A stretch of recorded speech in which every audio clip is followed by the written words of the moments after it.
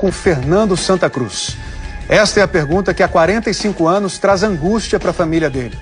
O jovem de 26 anos militava pelo fim da ditadura quando foi preso pelos militares e sumiu em circunstâncias nunca esclarecidas. Esta semana, o presidente Jair Bolsonaro criou polêmica ao afirmar que sabe o que aconteceu com Fernando. O filho que Fernando deixou é hoje presidente da Ordem dos Advogados do Brasil. Felipe Santa Cruz tinha 1 ano e 10 meses quando o pai desapareceu. Ele procurou a justiça para que Bolsonaro esclareça suas declarações. A reportagem é de Marcelo Canelas. Uma única foto juntos e mais nada. Quando a imagem do seu pai vem à cabeça, o que é que ele vem? Esse é um tema para mim muito duro. Eu preenchi esse vazio de depoimentos de amigos, parentes, para ter um ideal que eu pudesse, de certa forma, espelhar. E em quem você se espelha? Quem era ele, então? Só um minutinho pra ver. Orador experiente, o presidente da Ordem dos Advogados do Brasil precisa de alguns segundos para retomar o único assunto em que lhe fogem as palavras. O que eu ouço, né, dessas pessoas que conviveram com ele, que o grande traço do caráter dele era a generosidade. Felipe Santa Cruz tinha 1 ano e 10 meses quando o pai, Fernando Augusto de Santa Cruz Oliveira, desapareceu no Rio de Janeiro aos 26 anos. Fernando era militante da Ação Popular, organização de origem católica que queria derrubar a ditadura militar instaurada pelo golpe de 1964. No dia 23 de fevereiro de 1974, um sábado de carnaval, saiu da casa do irmão, no bairro do Flamengo, em direção a Copacabana. Ele tinha um encontro com Eduardo Collier Filho, também militante da Ação Popular. Nunca mais foram vistos. Os dois fazem parte da lista de 434 mortos e desaparecidos políticos da Comissão Nacional da Verdade. Mas as famílias nunca encontraram os corpos, nem souberam das circunstâncias do desaparecimento.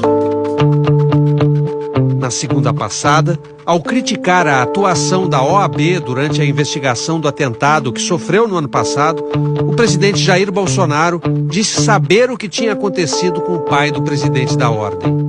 Um dia, se o presidente da OAB quiser saber como é que o pai dele desapareceu no período militar, eu conto para ele. Ele não vai querer ouvir a verdade.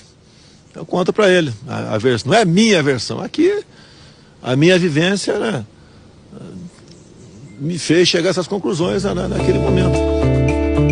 No mesmo dia, ao vivo pela internet, enquanto cortava o cabelo, o presidente atribuiu a morte do pai de Felipe aos próprios companheiros de militância. Não foram os militares que mataram, não, tá?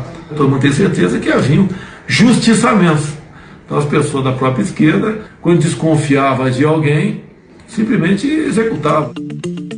A declaração do presidente contraria documentos oficiais.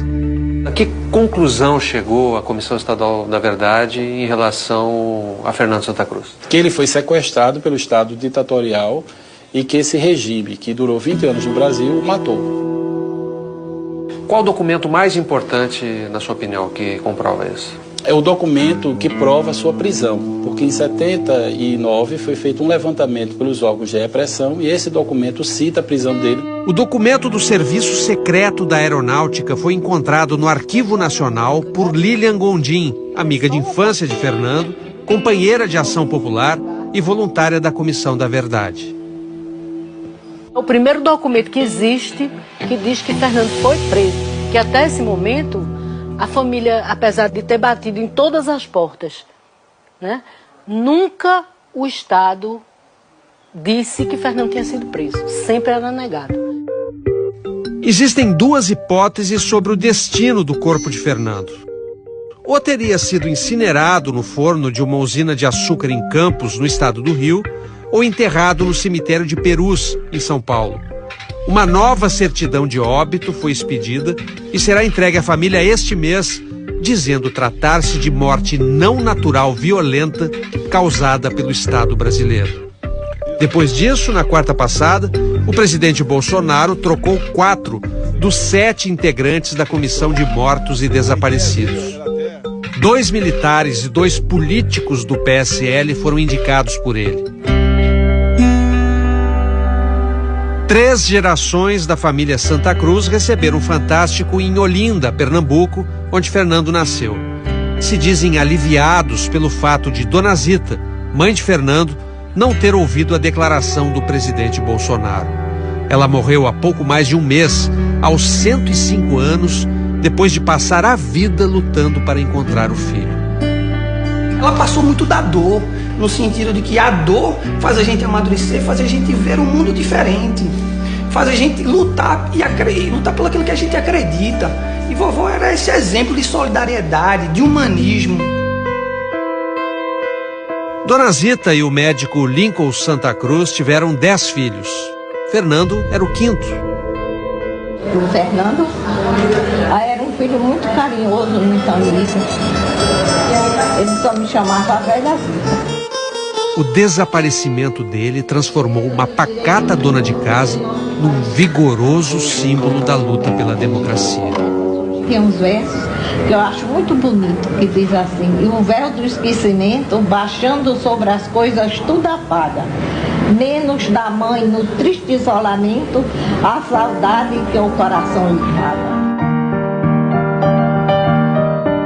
Ela, aos 102 anos, mesmo ela já perdendo a lucidez, ela ainda recitava o poema inteiro.